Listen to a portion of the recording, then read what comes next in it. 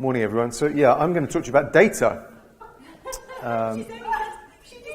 Oh, you like him. I didn't realise you were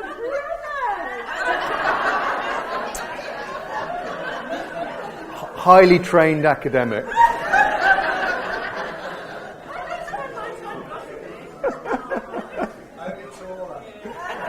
Thank you, Rollo. Yep.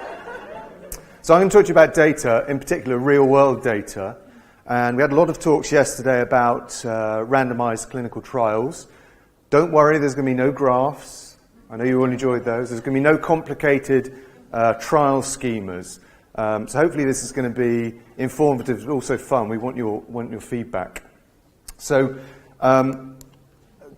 this work that we're doing in partnership with MelanomaUK is extremely participative, and that's really important. So I wanted to highlight some of the people we're working with here. So this is a partnership project that I'm going to talk about in partnership with MelanomaUK. Jill Nuttall, who many of you know, unfortunately can't be here today. Di Cannon as well, who's been really involved in this project as well, who many of you will know. This is a project that's being sponsored by the Royal Marsden Hospital, my brother. James Larkin is one of the principal investigators of this work. And my company is called Vitaccess. We're based in Oxford, and we're a healthcare research company.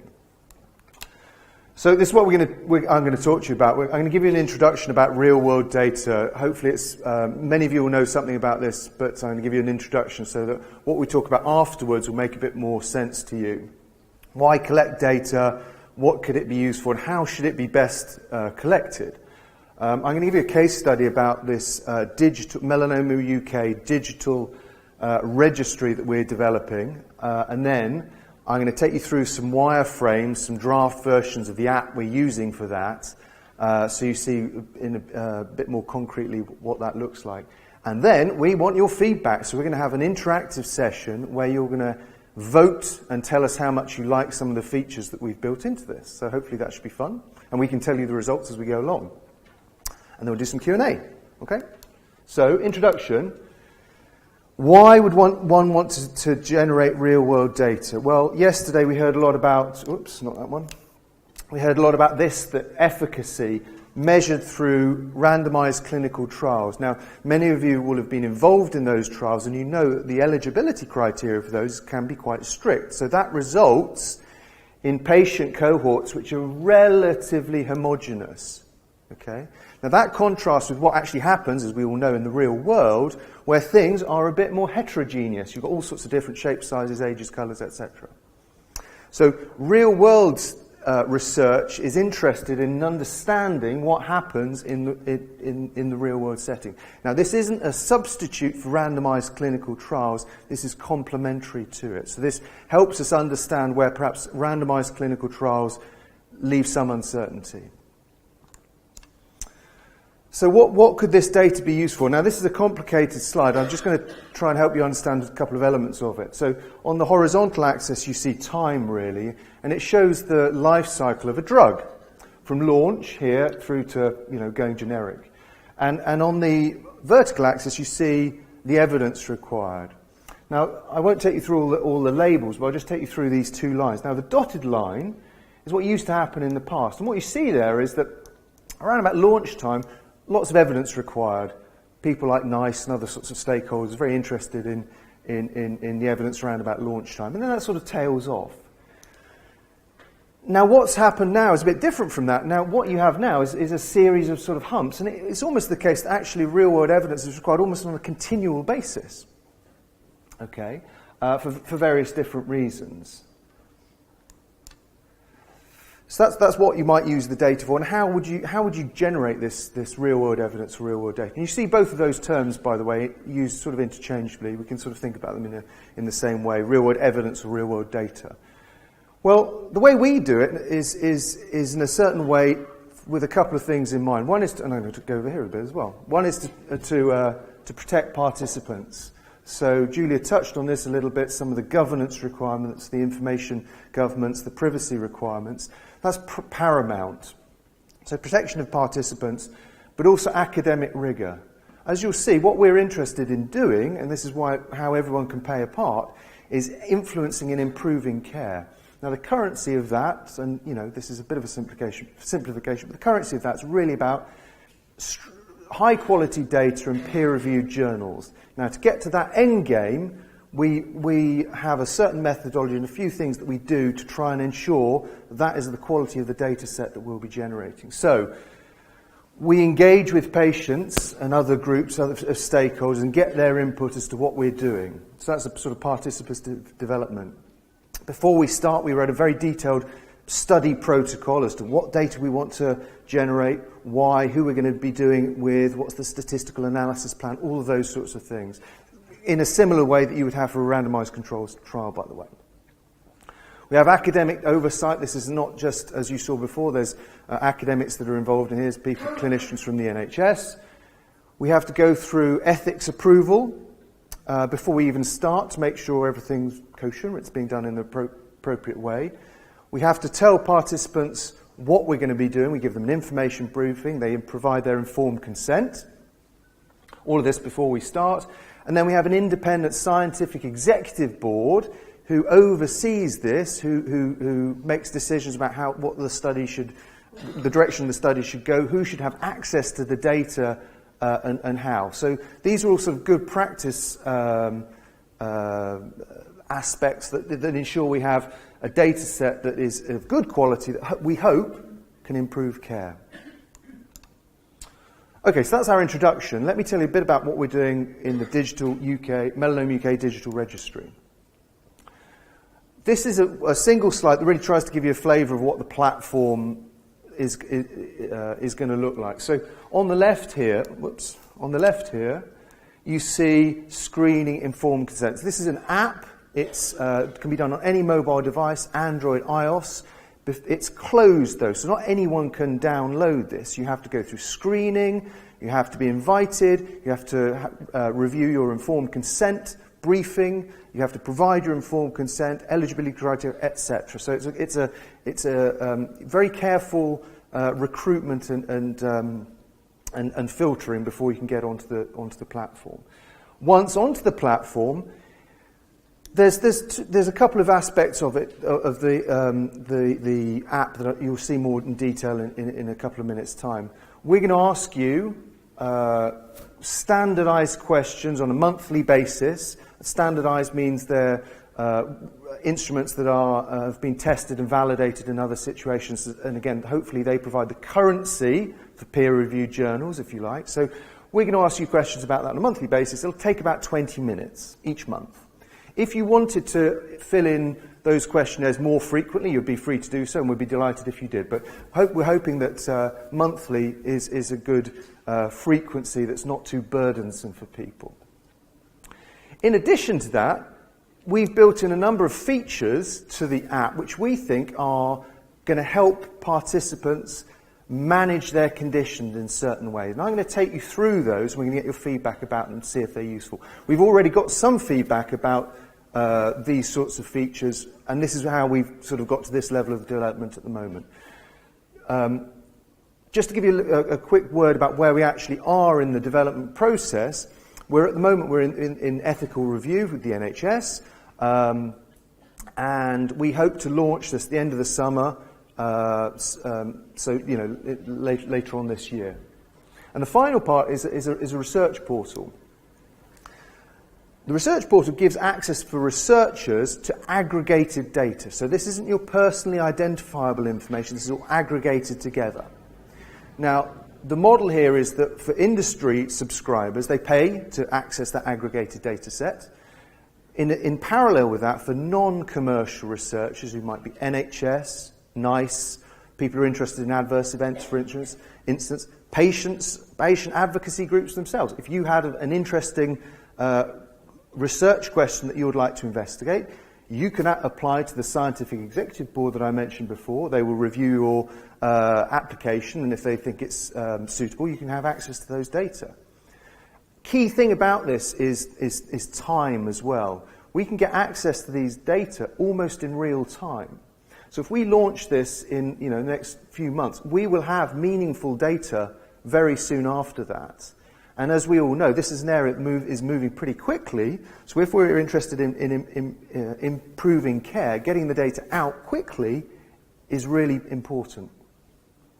So Just a word on those subscriptions as well. So this is quite expensive to set up, this sort of thing. So if we do succeed in getting any industry subscriptions, the first part of that is repaying the investment to put this into place. Second part of that is if it generates any profit, that's shared equally between our company and Melanoma UK. So for activities for supporting patients and however they choose to do that. Okay, so what sort of data are we going to collect? Well, there's quite a detailed data acquisition strategy that we have, but in broad terms, it's split across these sort of areas of data, these domains. So demographics, lifestyle and exercise, current and previous treatments, quality of life, symptoms and adverse effects, and then health resource utilisation, which is sort of about consultations and how much resources in the NHS might be being used by you. So that's quite a broad set of data. That will help us answer research questions. I've just given a couple of examples. So what is the impact of immunotherapies? Are they the same? Now, immunotherapies, as we've heard, have provided fantastic benefits in terms of treatment. Many of those have been approved in quite short periods of time, accelerated approvals, on quite limited data sets. So we don't really know, as an example, what the impact of those is in the long term. No one knows, because they're so new. So having this sort of data set can help us understand that better and perhaps provide support for certain types of people who have certain types of adverse events. Treatment patterns and equity of care. Are treatments being provided throughout the UK in the same way to the same types of patients, or are there differences? Are certain areas not receiving some types of treatments that they should? Again, this is something that, as we can get the data out pretty quickly, hopefully that could be a means of being acted upon quickly as well. And all of that, of course, in the hope of trying to improve care. Okay, so that's the general background. Next few slides are wireframes, so they're drafts of what this app's going to look like. Okay? So, as I said, it's on any sort of mobile device, really. That's a starting screen, Melanoma UK. And what we wanted to do as the landing page, in response to what we've heard from patients, is, this might be a little bit small, but I'll try and talk you through it. One of the things we heard about was, certainly for more advanced stages of disease, is pain management. So people said, well, it would be great if we could just record our pain on a daily basis in a very simple way. So you open the app, and you can just have a question here, which is, what's my pain like today? There's a slider, 0, no pain, 10, pain as bad as you can imagine. That's it. It takes a couple of seconds to do it, and you've recorded it. So having recorded it, and on the rest of the landing page here shows a few of the sections that I'll take you through, and these are cards which can be configured, so the things that are important for you. So this is the pain, the single pain question, and you click through, and then that feeds into a pain diary. So you can show what last week, the last 2 weeks, last month. So that when you go and see your clinician, your oncology nurse, and they say, well, how's your pain been? You go, ooh, well, can't remember. Actually, I'll show you this. It's been like this. If you want,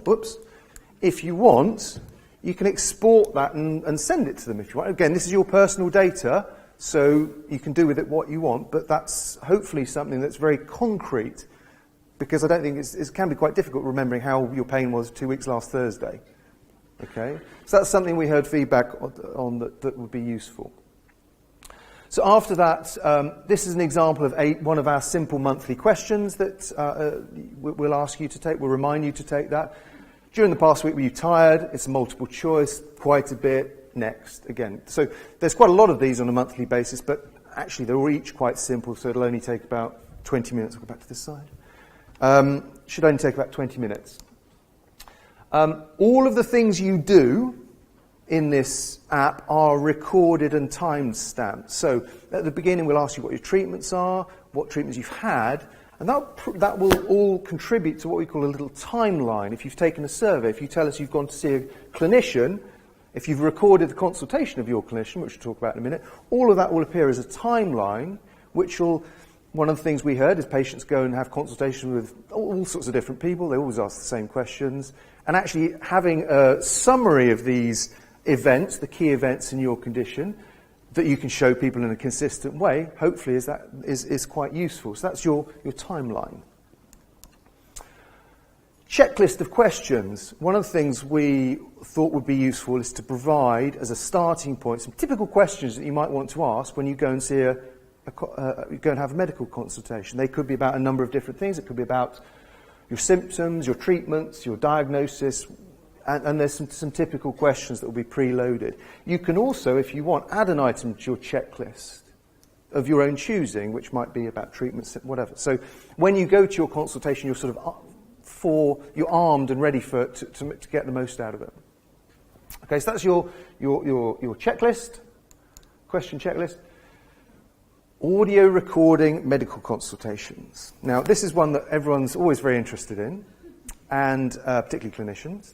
Now, in the UK, the legal status of this, you do not need to ask to audio record medical consultations, providing you don't publish them on YouTube, and therefore your own personal use.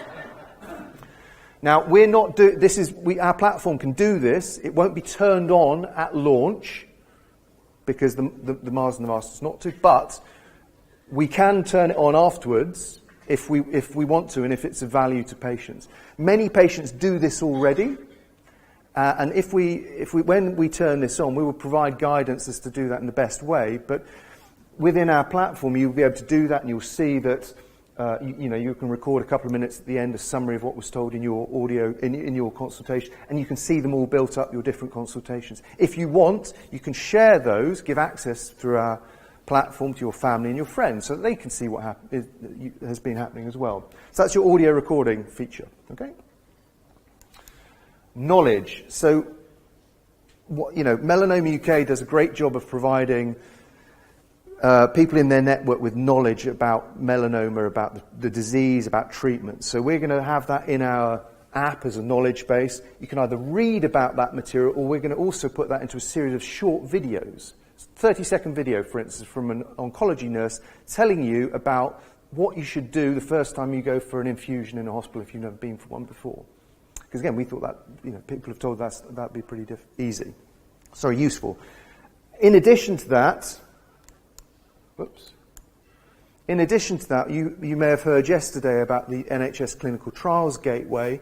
We're going to suck that information about melanoma into our app as well, so that you'll see information about clinical trials. If you want, you could set up an alert to say, well, if there's any new clinical trials, please tell me, and you'll get a little alert. So again, hopefully that's the knowledge base feature.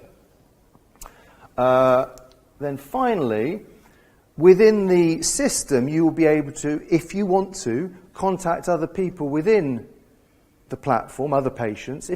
And again, one of the things that Melanoma UK said that they did, which they spent a lot of their time doing, was supporting patients and putting them into contact with other patients. So if you live in Port Isaac in Cornwall, you might want to find someone else in Cornwall who has a similar stage of disease to you, same gender, or age, and go for a coffee, learn about how they've been managing their condition. Now, so you can contact other people. Now, they don't have to accept your suggestion to go for a coffee, but they will receive it at least. So that's the sort of network, community, and sharing side of things. Okay? Right, now it's the fun bit. More fun bit. 10 minutes, that's fine. So what we're going to do now is something clever and techie. We're going to ask you about what you think about these features that I've just taken you through quickly. And I'm sorry it was a bit quick, but hopefully that gives you a bit of a flavour. So we've got this daily pain diary, we've got the checklist of questions, we've got the timeline, the melanoma knowledge base, including the clinical trials feed. We've got the network and community sharing, we've got the recording consultations. Okay, so who's got a mobile phone with them? Who's got a smartphone? If you have, hold it up. Hold it up. Or a laptop, actually. Basically anything with which you can access the internet. Okay? So, on your device, go to slido.com, please. Everyone ready? Now, this is for everyone. It's not just for patients, so that's for everyone. And when you get there, you'll be asked for a code, so put in MPCUK. Doesn't matter, caps lock. You don't need the hash. 5 letters, MPCUK, press join. Okay? Right, so when you've done that... Hold on. Oops, sorry. MPCUK. Just go back to the... Yeah, so here. That's the web address, MPCUK. When you get on that, you will see there's two buttons. One says polls and one says questions. So throughout this, if you want to add questions, ask us questions, you can.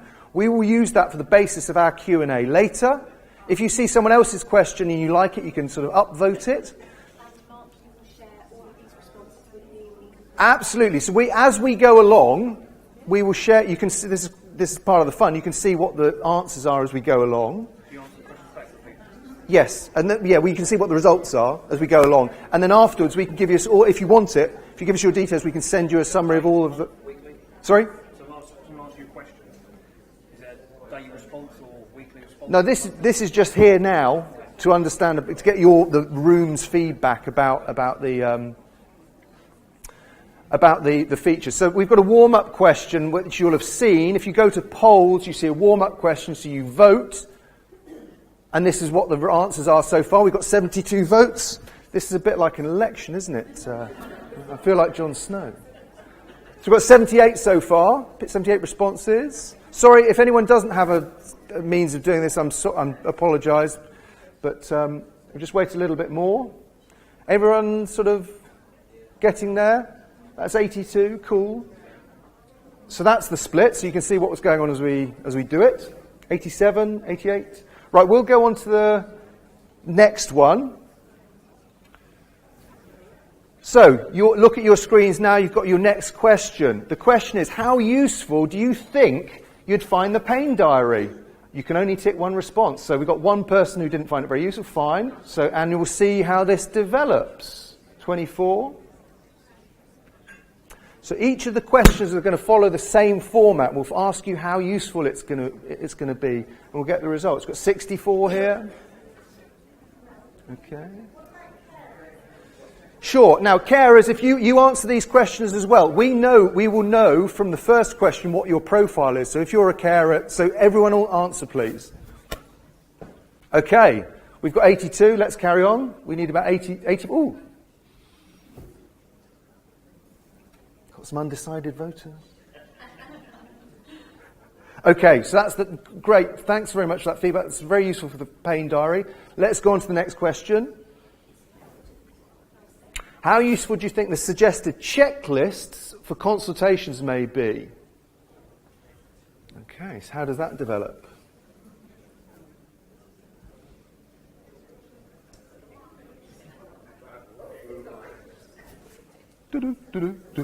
Ooh. 81, okay. So we need about 80 responses before we carry on.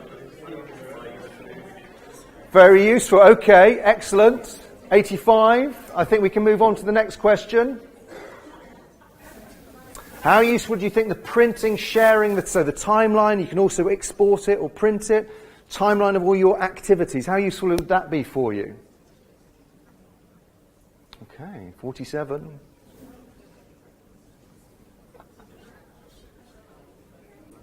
Okay. Excellent. 88 responses. Fantastic. 90. Wow. Okay, very useful. Okay, just conscious of the time, so we have to move on. Next question, please. How useful do you think the knowledge sections? That was the knowledge. It was some videos, some text. It's also going to include the clinical trials information.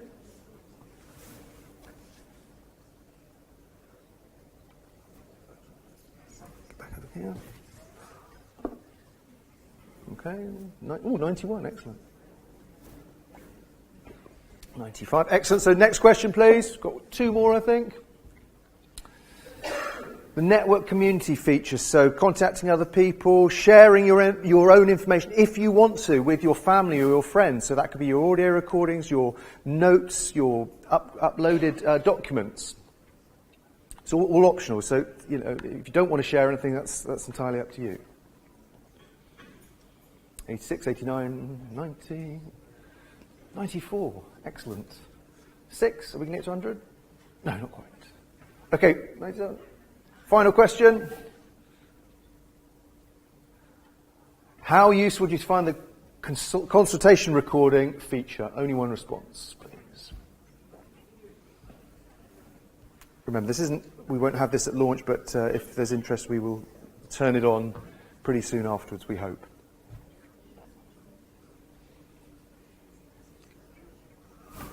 Excellent. So, I think that's all of the questions. What we're going to do now, on your screens, we'll leave open a sort of final...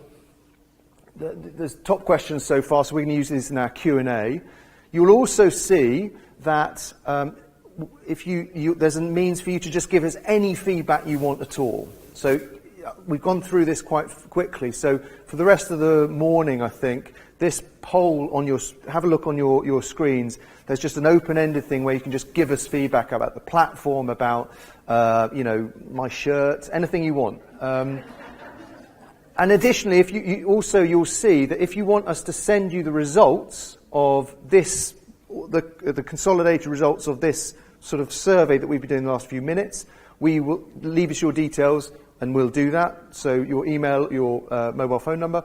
We're going to try and do that by the end of the morning, actually, for these results. Also, tell us if you want to receive more information about this project, with a potential view to being involved. Also, tell us if you would like to be involved in the pre-launch testing. So when we've got our ethics approval, we'd like to have a panel of patients to go with super user Rollo, so it's not just him, to help us test this prior to launch and try and test it, see if we can break it and add features, etc. So if you'd like to be involved in that, please let us know as well. Okay? I think that's it. John, have I missed anything else? Good. Okay, that's all. Thank you very much for your feedback. Very useful.